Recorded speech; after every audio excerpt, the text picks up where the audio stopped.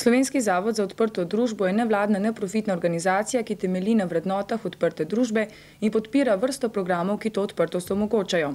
Nastala je v podpori Sorosove fundacije, ki ima svoj sedež v New Yorku in deluje tudi drugod po svetu. V okviru Slovenskega zavoda za odprto družbo so že junija v Kopru odprli Pino, danes pa novinarjem predstavili njeno dejavnost.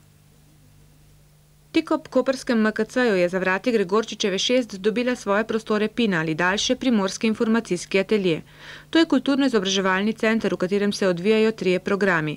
Prvi je Srce, ki ponuja informacije o možnostih šolanja in študija na različnih univerzah doma in v tujini ter o možnostih štipendiranja. Drugi je Cyber Cafe, ki omogoča zastonj dostop do interneta. Tretji pa Ugo, program ustvarjalne in grafične obdelave, namenjen predvsem društvom in drugim neprofitnim organizacijam, ob povračilu stroškov pa dostopen vsem. Dejansko so vrata odprta dosti na široko in dejansko komorkoli, ki ga zadeve, ki jih tukaj omogočamo, da ga zanimajo. Kakšen pa je odziv v teh prvih mesecih? Imate občutek, da se je Pina v Kopru prijela? Tako bi rekel, da. Kar se tiče Cyber Cafeja, moram reči, da je polno in da je zdaj že veliko ljudi in da kar čakajo tudi na vrsto.